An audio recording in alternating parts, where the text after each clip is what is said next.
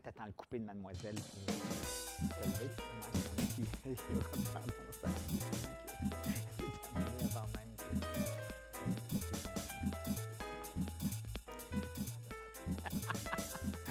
On est de retour avec une autre des finissantes de cette QV 2018 de l'École nationale de l'humour, Jen Major. Bonjour Alex. Allô, comment vas-tu? Ça va très bien, toi? Oui, très bien. Toi, tu as vraiment un parcours assez particulier. Quand même, quand même. Tu as étudié en mathématiques pour enseigner les maths, en fait. Oui, Après, tu as fait une maîtrise. Oui, en sciences de l'information pour être bibliothécaire, archiviste, gestionnaire de l'information dans ces eaux-là. Fait que c'est comme si tu avais comme plusieurs vies. Oui, là, je suis comme rendue à ma troisième vie comme humoriste. Et qu'est-ce qui t'attirait en humour? Parce qu'on s'entend que les maths, puis même travailler comme bibliothécaire, on n'est pas là. On est très loin de là. Fait qu'est-ce qui fait que l'humour, ça t'attire? C'est, bon, être intéressé à regarder de l'humour, tout ça, en consommer, ça fait longtemps. OK. Mais en faire, Ouais. l'idée m'était pas venue avant 2014. Oui, d'ailleurs, en 2014, si je ne me trompe pas, tu as fait pour une première fois sur scène 3 minutes en français et en langue des signes Oui. au spectacle de Mike Ward à l'auditorium du cégep de l'Outaouais. En langue, tu veux dire pour les sourds et muets? Je veux dire, Mike Ward, il y a un public d'entendants, là. Oui. Mais pourquoi toi? mais l'humour, ça a commencé comme ça. J'ai fait des cours de développement personnel avec Landmark Worldwide. Puis aussi OK. à propos du leadership et de la OK. communication. Puis un des cours que tu choisis un projet, puis tu t'en vas faire ça dans le monde. Puis moi, le projet que j'ai choisi, c'est de faire de l'humour en langue des signes avec la voix pour un public entendant et sourd. Wow! Ouais. Puis là, puis là, Mike Ward m'a offert 3 minutes.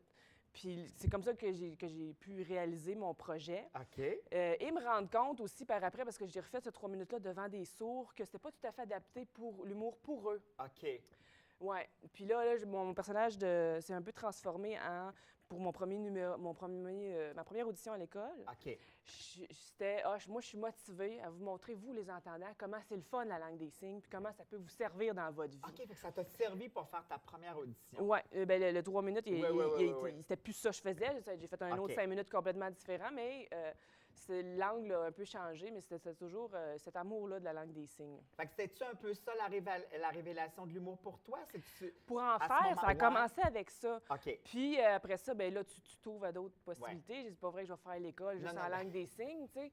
Fait qu'à un moment donné, c'est ça. Ouais. Parfait. Puis aujourd'hui, c'est quoi du Jen sur scène? Bien, aujourd'hui, je te dirais, pour moi en humour, si je suis là, c'est parce que j'ai envie que les gens vivent un beau moment dans la salle, qu'ils s'amusent, qu'ils rient. OK. Puis que quand ils sortent, ils repensent à ça, puis que oui, ça les fasse réfléchir, qu'il y a un message en arrière de ça. Ça, c'est important pour toi? Ouais, pour moi, c'est ça l'humour. Bien, c'est pas juste ça, puis Non. ça n'empêche pas que peut-être un jour, je vais faire quelque chose qui n'a aucun message, là. Je suis pas fermée complètement. Mais ma motivation première, c'est ça. OK. Ouais. C'est quoi les thèmes que tu aimes aborder? Qu'est-ce qui te branche?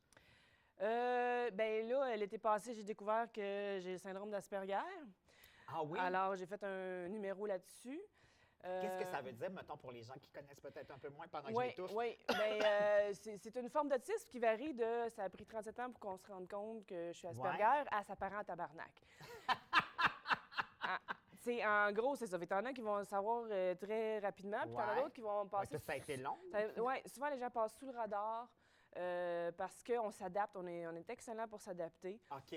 Puis moi, je m'en suis rendu compte aussi, je pense que c'est parce que j'ai sorti de ma zone de confort. Ah oui, OK. Quand tu restes dans ta routine, dans tes Ouais. petites habitudes, dans ta job depuis 25 ans, ça se peut que tu t'en rendes pas compte que tu sois Asperger, tu sais. Est-ce que tu dirais que c'est venu teinter ton humour ou ça n'a pas de lien? Bien, mais moi, ça m'a comme fait « Ah ouais, ça m'a donné un angle pour mon écriture, ça m'a donné une autre OK.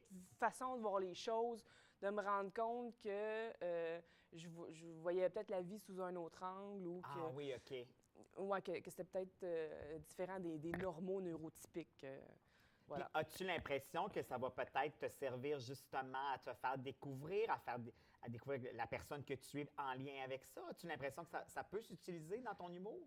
Je pense que oui. Je pense que c'est inspirant comme histoire. Puis il y a des gens qui viennent me voir des fois après mon numéro, puis qui sont touchés de tout ça. Ah, c'est sûr, c'est Puis sûr. qui disent « Ah, mon enfant est Asperger. ouais. Puis là, c'est comme un modèle pour eux de quelqu'un qui se est rend capable de- sur exactement, scène, jusque-là, à parler voilà. devant le monde. Donc, c'est ça. Moi, c'est quand j'ai des commentaires comme ça que ça.